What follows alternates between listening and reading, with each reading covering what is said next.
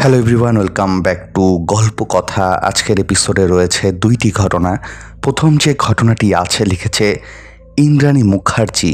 তিনি ঘটনাটি সোদপুর থেকে লিখেছে এবং তিনি ঘটনাটি যেভাবে লিখেছে আমি ঘটনাটি ঠিক সেভাবেই বলছি। হ্যালো, আমি ইন্দ্রাণী মুখার্জি। আমার বাড়ি সোদপুরে। আমাদের এলাকাতেই একটা ঘটনা ঘটে গেছিল। ঘটনাটি একটি ফ্ল্যাটকে কেন্দ্র করে। আমাদের এলাকাতে একটি ফ্ল্যাট নির্মাণ হয়েছিল, মানে অ্যাপার্টমেন্ট। সেই অ্যাপার্টমেন্টটি ছিল 4 তলা, মানে টোটাল 3টে ফ্ল্যাট। নিচে আছে 3টে দোকানঘর। অ্যাপার্টমেন্টটি ছিল যিনি বানিয়েছে আমাদেরই এলাকার একজন ছোটোখাটো মিস্ত্রি রফিক। রফিক এক জীবনে মিস্ত্রি হলেও পরবর্তীকালে টাকা পয়সা কিভাবে বানিয়ে সে প্রমোটার হয়েছিল কেউ তা জানে না। সে এরকমই একাধিক অ্যাপার্টমেন্ট তৈরি করেছিল, কিন্তু এই অ্যাপার্টমেন্টটা বানানোই ছিল তার জীবনের শেষ অ্যাপার্টমেন্ট বানানো। তারপরই হঠাৎ সে অসুস্থ হয়ে মারা যায়। যে জমিতে এই অ্যাপার্টমেন্টটি সে বানিয়েছিল সে জমিটা বহু বছর পরিত্যক্ত অবস্থায় পড়েছিল। কেউ সেটা নিয়ে মাথাও ঘামাতো না। এই অ্যাপার্টমেন্টের আশেপাশে যদিও অনেক বাড়ি উঠেছে, কিন্তু এই জমির দিকে কেন জানি না কারোরই নজর পড়েনি। এইবার পালা এলো এই ফ্ল্যাটটি বিক্রির। ফ্ল্যাটটি কিনল অনেকেই, কিন্তু সকলেরই অভিযোগ ফ্ল্যাটে তারা থাকতে পারে না। কিন্তু কেন পারে না সেটাও আর কেউ ঠিকভাবে ব্যাখ্যা করতে পারে না। এরপর একজন মহিলা, যিনি এক জীবনে পুলিশের বড় কর্তা ছিলেন এবং ওনার বাড়ি যদিও ছিল সোদপুরের আশেপাশেই, তার কানে এই খবর যেতেই উনি ওই অ্যাপার্টমেন্টটির দোতলার ফ্ল্যাটটি কিনলেন। তারপর তিনি সেই ফ্ল্যাটেই এক রাত কাটাতে গেলেন নিজের ল্যাব্রাডর কুকুরের সঙ্গে নিয়ে। কিন্তু উনি নিজের বেডরুমে শুয়ে সারা রাত করিডোরের বাইরে ড্রয়িংয়ে কিসের যেন একটা ছায়া দেখতে পেলেন, আর সেই সাথে সারা রাত তার কুকুরের চিৎকার। উনি বিরক্ত হয়ে সারা রাত ঘুমাতে পারলেন না, কিন্তু মরিয়া হয়ে আর একটা রাত ট্রাই করতে চাইলেন। আর এইবার বেডরুমের দরজা বন্ধ করে দিলেন ভেতর থেকে, কিন্তু তাতেও শান্তি নেই। কুকুর তাও চিৎকার করেই চলেছে এবং ঘরের ভেতর থেকেই, তাও সারা রাত ধরে। এবং সেই সাথে উনি করিডোরে কিছু একটা জিনিসের উপস্থিতিও অনুভব করতে পারছিলেন। উনিও এইবার বিশ্বাস করলেন যে ফ্ল্যাটে অস্বাভাবিক কিছু একটা নিশ্চয়ই আছে। অবশেষে সেই ফ্ল্যাটের বাকি বাসিন্দাদের মতোই উনিও ফিরে গেলেন। এর পরের ঘটনাটি বেশ ভয়াবহ। ওই অ্যাপার্টমেন্টের নিচের একটি দোকানঘর কিনল সেই সোদপুরের পাশের একটা ব্যক্তি। তার নাম পরিবর্তন করা হচ্ছে এখানে বিশেষ কারণে। তারা ঠিক করলেন তারা সেখানে কাপড়ের দোকান দেবেন। সেই মতো তার বাবা বললেন, তুই বাড়ি চলে যা আজ রাতে, আমি রাতে দোকানঘরটা গুছিয়ে রাখবো, তারপর এখানেই ঘুমিয়ে পড়ব। তার ছেলেও তাই করল। পরের দিন ছেলে এসে দেখে তাদের দোকানের শাটার ভেতর থেকে বন্ধ। আশপাশের লোকজন জড়ো করে অনেক কসরত করে শাটার খুলে যখন সে ভেতরে প্রবেশ করল, দেখল তার বাবা যেন ভয়ে অথবা আতঙ্কে বিস্ফারিত চোখ মেলে দোকান ঘরের মেঝেতে পড়ে রয়েছে এবং তার সারা শরীর শক্ত হয়ে গেছে। হাসপাতালে নিয়ে যাওয়া হলে জানানো হয় মৃত্যু হয়েছে হার্ট অ্যাটাকে। বেশ ভয়ের আবহাওয়া তৈরি হয়ে গেছে ততদিনে সেই এলাকা জুড়ে। সেই ফ্ল্যাটের পাশে থাকা বাড়িঘর তাদের ওই ফ্ল্যাটের দিকে থাকা জানালা দরজা ভরাট করে দেওয়াল তুলে দিতে থাকলো সবাই। সেই সাথে বড় বড় পুরোহিত ডেকে পুজো অর্চনা করা হলো। ওই অ্যাপার্টমেন্টটি যেই এলাকায় ছিল সেটি ছিল একটি বাজার এলাকা, কিন্তু তবুও সেই অ্যাপার্টমেন্টটির ধারে কাছে কেউ বেরোতো না। এমন সময় পশ্চিমবঙ্গের বিজ্ঞান মঞ্চ এসেও হাজির হলো, কিন্তু তারাও মানুষের বিশ্বাসকে টলাতে পারল না। এইবার আসলো বর্ষাকাল। প্রতি বছর ডিভিসি জল ছাড়ায় বিহারি নিচু এলাকা ডুবে যেত এবং সেখানকার বাসিন্দারা উঁচু জায়গায় উঠে আসত। এই বছরও তাই হলো। বর্ষা এবং বাঁধের জলের প্রকোপে নিজের বাড়ি ঘর ভেসে তারা এসে স্থানীয় স্কুলে আশ্রয় নিতে থাকলো। এতে জনস্রোত দেখে পৌরসভা থেকে নির্দেশ জারি করা হলো যে এত লোককে একসাথে স্কুলে জায়গা দেওয়া সম্ভব হচ্ছে না। তাই ওই পরিত্যক্ত অ্যাপার্টমেন্টের একতলা এবং ছাদে গিয়ে আশ্রয় নিক নিচু এলাকার কিছু বাসিন্দা। সেই মতো নিচু এলাকার কিছু বাসিন্দা আশ্রয় নিতে গেল সেই অ্যাপার্টমেন্টের 3 তলার এবং ছাদে। কিন্তু রফিক মিস্ত্রির বানানো সেই অ্যাপার্টমেন্টের কোথাও যে শান্তি ছিল না। মাঝরাতে 3 তলা থেকে কয়েকজন উঠে এলো ছাদে আর এসেই অভিযোগ করতে শুরু করলো কেন ছাদে থাকা ব্যক্তিরা ছাদের ওপর লাফঝাপ দিচ্ছে অথবা ভারী কিছু টানাটানি করছে। ছাদের বাসিন্দারা এই কথায় ভীষণ অবাক হলো, কারণ তারা তো সকলে ঘুমাচ্ছিল। ভারী জিনিস তারা পাবে কোথায়? এইবার 3 তলার বাসিন্দারা নিচে নেমে ছাদের বাসিন্দারা অভিযোগ শুরু করলো পাশের বাড়ির ছাদ থেকে কেউ তাদের দিকে ঢিল ছুটছে। এদিকে পাশের বাড়ির ছাদ বেশ কিছুটা দূরে এবং সেই ছাদে কাউকেই অত রাতে দেখা যায়নি। এর সাথে অদ্ভুত কুটু গন্ধ, সারা রাত তারা ঘুমাতে পারছিল না।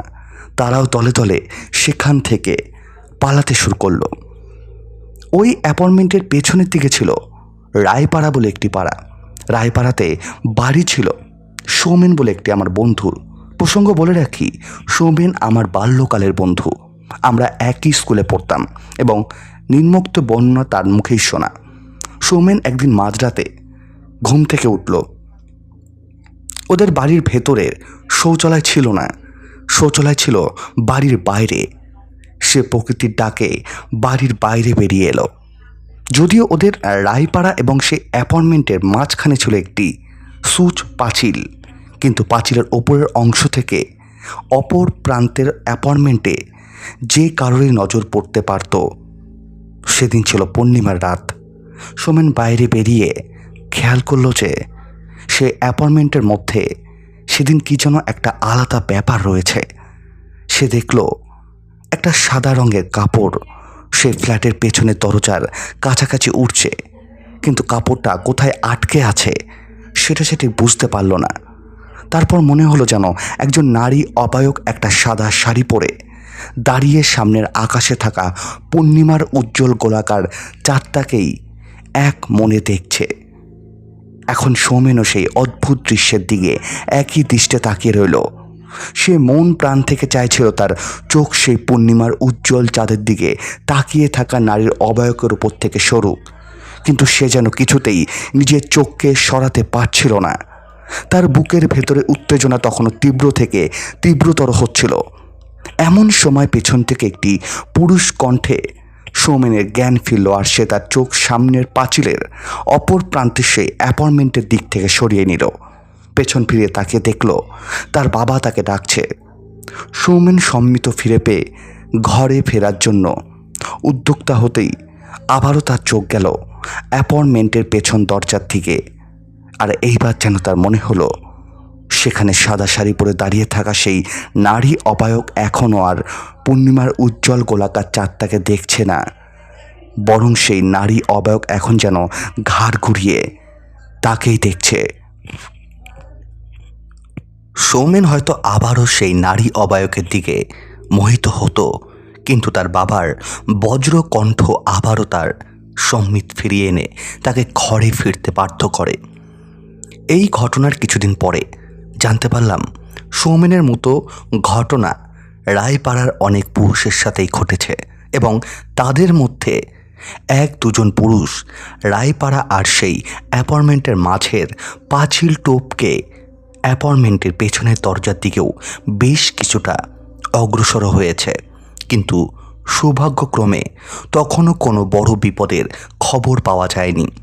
এবং সেই বড় বিপদ আটকানোর জন্যই রায়পাড়ায় বেশ কিছু ইচ্ছুক ব্যক্তি মিলে রফিক মিস্ত্রির তৈরি করা অ্যাপার্টমেন্টের সেই জমির রহস্য উদ্ঘাটন করতে উদ্যোগ হলো, আর জানতে পারল পাঁচিল ঘেরা সেই রায়পাড়ার ইতিহাস। বহুকাল আগে কিছু সামন্ত প্রভুদের দ্বারা শাসিত হতো এই জায়গাটি, যারা কোনো এক মোগল সম্রাটের অধীনস্থ ছিলেন। সেই সামন্ত প্রভুদের পরিবার ছিল একটি বোন। বোনটি ছিল বোবা এবং কালা, কিন্তু কালের নিয়মে তার শরীরেও যৌবন এসেছিল। কিন্তু বোবা কালা হওয়ার কারণে তার পরিবার তার বিবাহ নিয়ে চিন্তিত ছিল। এমন সময় হঠাৎ সেই এলাকাতে এলেন একজন তান্ত্রিক। সেই তান্ত্রিক রায়পাড়া সংলগ্ন সেই পরিত্যক্ত জমিতে শুরু করলেন নিচের সাধনা। তার সাধনার সময় সেই বোবা কালা মেয়েটি অবশ্য বেশ কয়েকবার সেই তান্ত্রিকের নজরে এসেছিল, কিন্তু মেয়েটির বংশ পরিচয় ছিল সাধুর অজানা। তান্ত্রিক তন্ত্রবিদ্যায় পারদর্শী হলেও তিনিও তো আদতে ছিলেন একজন পুরুষই, এবং এক সময় যৌবন ছিল সেই অসহায় বোবা কালা মেয়েটির প্রতি তিনি আকৃষ্ট হতে থাকেন। মেয়েটির প্রথমটায় আতঙ্কিত হলে পুরুষের সংস্পর্শে আর নিজেকে আটকাতে পারেনি। এক সময় সেও নিজেকে সম্পূর্ণ করলো সেই তান্ত্রিকের কাছে। এইভাবে চলতে শুরু করলো তাদের গোপন প্রণয়। কিন্তু এইভাবে চলতে চলতে একসময় মেয়েটি অন্তঃসত্ত্বা হয়ে পড়ল এবং তার প্রভাবশালী পরিবার সেই কথা জানতে পেরে গেল। অবিবাহিতা মেয়ে অন্তঃসত্ত্বা হয়ে কী পড়ে ভাবে, পরিবারের মুখে কলঙ্ক লেপেছে। তাই এর একটা বিবাহিত হওয়া প্রয়োজন। তাদের বংশের সাথে এই ঘৃণ্য কাজ যে করেছে তাকে তো শাস্তি পেতেই হবে। তাছাড়া এই ঘটনা যদি মোগল সম্রাট জানতে পারে তাহলে তাদের জায়গার দ্বারের উপাধি তিনি কেড়ে নিতেও খুব বেশি দেরি করবে না, এবং তখন তাদের অবস্থা হয়ে পড়বে রাস্তার ভিখারির মতো। তাই তারা ঠিক করলো যা করতে হবে সবটাই গোপনে। কিন্তু ততদিনে বেশ অনেকটাই দেরি হয়ে গেছে। অন্তঃসত্ত্বা বোনের গর্ভজাত সন্তান অনেকটাই পরিণত হয়ে গেছে, আর তাই তাকে হত্যা করা অসম্ভব, কারণ এতে তাদের বোনের জীবনও খোয়াতে হতে পারে। তাই এখন একটাই উপায়, আর তা হলো অপেক্ষা। আর সেই অপেক্ষা মতো নির্ধারিত দিন আসলো। জন্মালো একটি ফুটফুটে শিশু, কিন্তু সেই ফুটফুটে শিশুর ভাগ্য একেবারে সুপ্রসন্ন ছিল না, উল্টে ছিল কণ্টকময়। বোবা কালো মেয়েটির সামন্ত দাদারা ততদিনে জেনে গেছে তাদের বোনের গোপন পণীয়টা কে, এবং তারা এইভাবে একটা ছক তৈরি করলো। এইভাবে একদিন তারা সবাই মিলে সেই তান্ত্রিকের কাছে যায় এবং কাছে গিয়ে তান্ত্রিককে জিজ্ঞাসা করে যে আপনি কোথা থেকে এসছেন। এইভাবে তান্ত্রিককে তারা অনেক কথা জিজ্ঞাসা করে। তারপরে তারা গোপনভাবে সেই তান্ত্রিককে হত্যা করে, এবং হত্যার সময় সেই তান্ত্রিক মৃত্যুর সময় বলে যায় যে এই জায়গাটা আর কখনো কেউ বসবাস করতে পারবে না, এবং তার বোন মৃত্যুর পরে সারা জীবন এইখানে আমার জন্যই অপেক্ষা করবে। এই পরে সেই তান্ত্রিকের মৃত্যু হয়।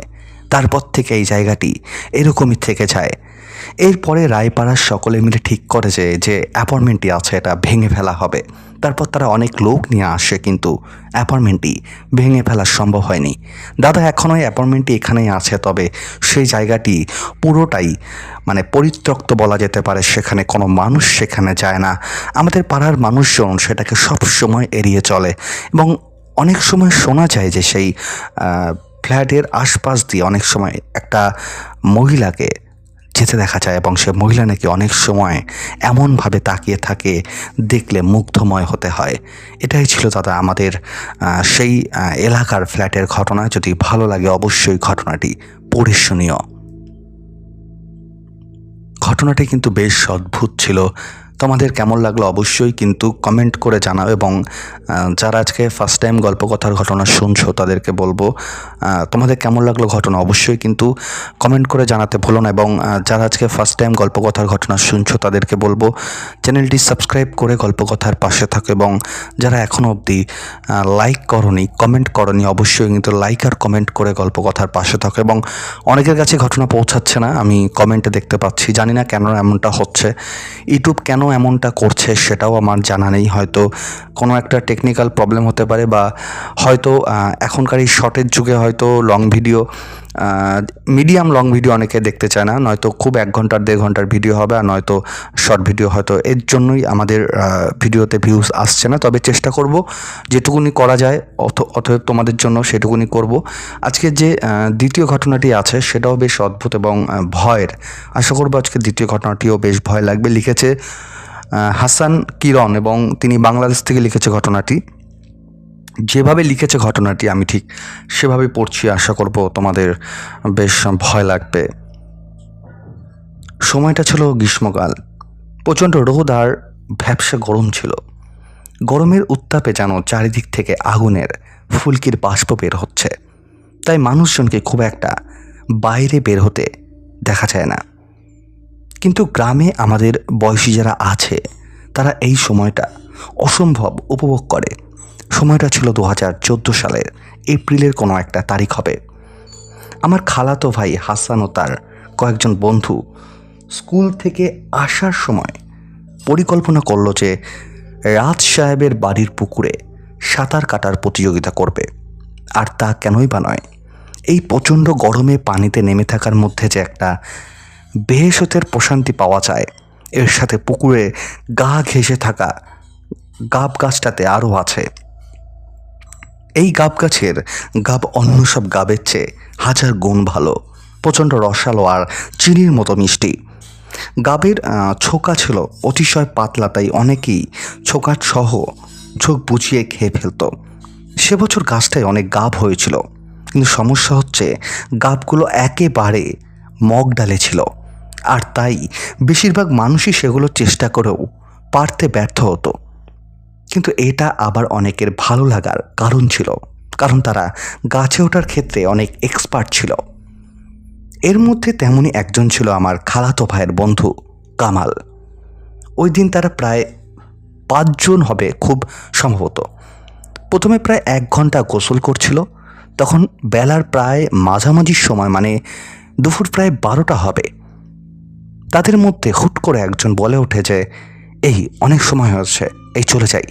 তখন আমার খালাতো ভাই হাসান বলল, কোনো মতেই না, কামাল আগে গাছে উঠে গাব ওপর থেকে নিচে ফেলাবে, তারপরে ওগুলো নিয়ে ফকির মিয়ার পুরাতন পিটাইকে খাবো আর লুডো খেলবো।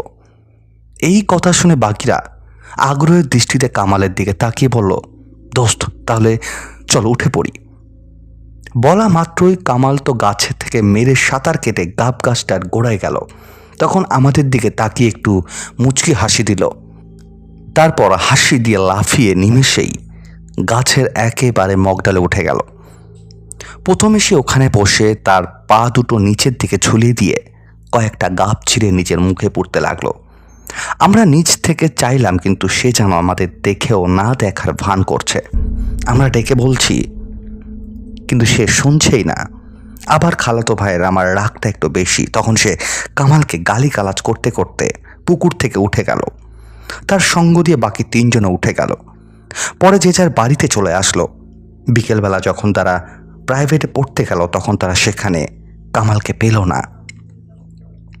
দুপুরে কামালের আচরণে ক্ষিপ্ত হয় তারা। আসার বিষয়ে কিছু বলতে কেউ আগ্রহ প্রকাশ করলো না। কিন্তু পরের দিন সকালে কামালের মামার সাথে আকাশের দেখা হলো। তখন তাকে জিজ্ঞাসা করলো, মামা কামাল কোথায়? তখন মামা অবাক দৃষ্টিতে তাকিয়ে আকাশকে বলল, কেন তুমি জানো না? উত্তরে আকাশ বলল, কি মামা, কি হয়েছে? কিছুতেই বুঝতে পারছি না। মামা বলল যে গতকাল আমি রাজ সাহেবের পুকুর পাড়ে দিয়ে যাওয়ার সময় দেখলাম কামাল সেখানে অজ্ঞান হয়ে পড়ে আছে। তার গা ভেজা ছিল। আমি তাড়াহুড়ো করে বাসায় নিয়ে আসি। এরপর তার জ্ঞান ফেরানোর চেষ্টা করা হয়, কিন্তু ব্যর্থ হয়। পরে ডাক্তার নিয়ে আসি, কিন্তু তাতেও তার হুঁশ হচ্ছিল না। তখন আমাদের পাশের ঘরের চুন্নু কাকার সামনে আসলেন এবং জানতে চাইলেন কি হয়েছে। তাকে সব কিছু বলার পর তিনি কামালের কাছে গেলেন এবং কিছু একটা পড়ে ওর মাথায় ফু দিচ্ছিলেন।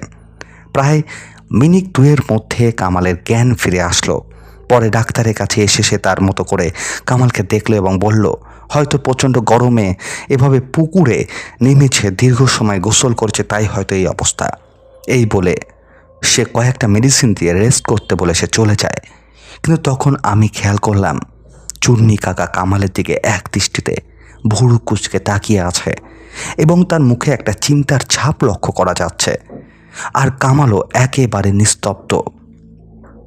তখন আমি তাকে জিজ্ঞাসা করলাম, কাকা, কামালের দিকে এভাবে তাকিয়ে আছো কেন? তখন চুন্নি কাকা কিছুই বলল না, শুধু এতটুকু বলল যে আজকে রাতে কামালকে একা ঘরে রাখবি না, ও বাইরে যেতে চাইলে কোনো অবস্থাতেই ওকে বাইরে যেতে দিবি না, আর রাত 12টা অথবা 1টার পর যদি কেউ বাইরে থেকে তোদের ডাক দেয় তবে সেটাকে কোনো পাত্তা দিবি না। আমি তার কথা শুনে অবাক হয়ে আরও কিছু জিজ্ঞাসা করব, তখন তিনি আমাকে এক ঝাড়ি দিয়ে থামিয়ে দিয়ে বলল, যা বলছি তাই করবি, না হলে কামালের অনেক বড় ক্ষতি হবে। চুন্নু কাকা অত্যন্ত ফরোজাগের মানুষ ছিলেন, তাই তার কথায় আর বাড়াবাড়ি না করে সে যেটা বলল সেটা পরিবারের অন্যান্য সবাইকে জানিয়ে দিলাম। আমরা রাতের খাবার খেলাম, কামালকেও খাওয়ালাম। এরপরে লক্ষ্য করলাম কামাল একটু পরপরই প্রচণ্ড থরথর করে কাঁপছে। আমরা ভাবলাম হয়তো জ্বর আসবে, তাই যথারীতি ওকে মেডিসিন দিয়ে ঘুম পাড়িয়ে দিলাম। আর আমরা ভুলেই গিয়েছিলাম চুন্নু কাকার বলা কথা। আমি রাতে কামালের সাথে শুয়েছিলাম, তখন আনুমানিক রাত 4টে কি 4:30 হবে, সময়টা মনে নেই। হঠাৎ আমার কানে ভেসে আসলো একটা কর্কট কণ্ঠ এবং খুব ধীরে স্থিরভাবে বলছে, কামাল, এ কামাল, কামাল। এটা শুনে আমার শরীরে কাঁটা দিয়ে ওঠে, সেই সাথে কামালেরও ঘুম ভেঙে যায়। কামাল প্রচণ্ড ভয় পেয়ে ঝাপটে ধরে আর বলে, মামা, ও আমায় মেরে ফেলবে, আমায় বাঁচাও। তখন আমার চুন্নি কাকার কথা মনে পড়ে গেল। সাথে সাথে আমি দোয়া পড়া শুরু করি। তখন মনে হচ্ছিল কেউ একজন দরজার কাছে এসে দাঁড়ালো। এই অবস্থা উপলব্ধি করে আমার শরীরের সব শক্তি হ্রাস পাচ্ছিল। তখন দূরে এক মসজিদের মাইকে আজানের শব্দ ভেসে আসার পর সব নীরব হয়ে গেল, আর আমিও এরপর বোধশক্তি মনে হয়ে ফিরে পেতে যাচ্ছিলাম। তখন কামাল আবার অজ্ঞান হয়ে পড়ে। ওরে শুয়ে দিয়ে আমি ঘরেই ফজরের নামাজ পড়ে চুন্নি কাকাকে ডাকার জন্য তার কাছে যাচ্ছিলাম। আর এখন তোমার সাথে দেখা মিলল। তার কথা শুনে তাড়াহুড়ো করে কামালের বাসায় দিয়ে দৌড় লাগালাম। সে গিয়ে দেখলো কামাল শুয়ে আছে। তখন বাকিদের ফোন করে বিষয়টা জানালো। এর মিনিট 10 মধ্যেই সবাই আসলো। তখন সবাই কামালকে ঘিরে বসলো। খানিকক্ষণ বাদে দেখলো মামা আসছে, সাথে ছিল চুন্নি কাকা এবং পলাশবাড়ির মসজিদের বড় ইমাম। চুন্নু কাকা নয়, এবার সামনে আসলেন ইমাম সাহেব। সেও ঠিক একইভাবে কামালের হুঁশ ফেরানোর চেষ্টা করল এবং হঠাৎ করেই ইমাম সাহেব কামালকে বসালেন এবং কিছু রিচুয়াল করতে শুরু করলেন। একটা পর্যায়ে কামালের শরীরে একটা কম্পন লক্ষ্য করলাম। এরপর সে হুট করে 4 হাত পা টান টান করে বসে এক দৃষ্টিতে সবার দিকে বড় বড় চোখ করে তাকিয়ে রাগান্বিত চেহারা একটা বিভৎস হাসি দিয়ে চুপ হয়ে গেল।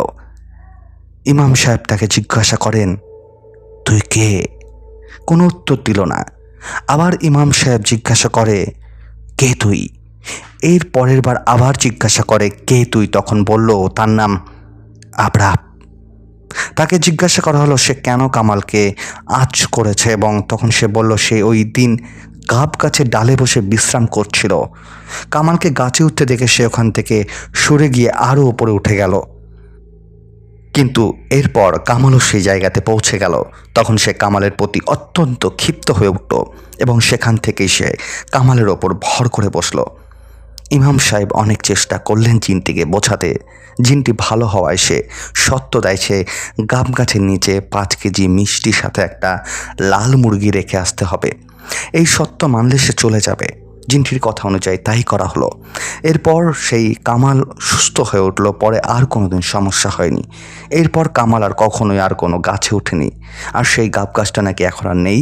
ঘটনাটি শুনে নিজের মতো করে আমি গুছিয়ে বলার চেষ্টা করলাম। যদি ভালো লাগে অবশ্যই কিন্তু ঘটনাটি পড়ে শুনিও। ঘটনাটি কিন্তু বেশ অদ্ভুত ছিল। তোমাদের কেমন লাগলো অবশ্যই কিন্তু কমেন্ট করে জানিয়ে দাও। এবং বলতে চাই ঘটনাগুলি কিন্তু এই গ্রামের দিকে যে ঘটনাগুলি ঘটে এরকম ঘটনা কিন্তু শহরের দিকেও ঘটে। কারণ প্রথমের যে সোদপুরের ঘটনাটা ছিল সেটাও কিন্তু বেশ অদ্ভুত এবং ভয়ের ছিল। তোমাদের জীবনেও যদি এরকম কোনো ভৌতিক ঘটনা থেকে থাকে অবশ্যই কিন্তু গল্প কথায় লিখে পাঠিয়ে দাও। ঘটনা পাঠাতে হলে কী করতে হবে, ডিসক্রিপশান বক্সে একটি ইমেল আইডি দেওয়া আছে, গল্পকথা অফিসিয়াল story@ gmail.com। তোমরা সেখানে আমাকে ঘটনা পাঠাতে পারো, অথবা তোমরা যদি মনে করো আমাকে ডাইরেক্টলি হোয়াটসঅ্যাপের মাধ্যমে ঘটনা পাঠাবে, তোমরা সেটাও করতে পারো। হোয়াটসঅ্যাপ নাম্বার ডিসক্রিপশন বক্সে দেওয়া আছে, তোমরা সেখানে গিয়ে আমাকে ঘটনা লিখে পাঠিয়ে দিতে পারো।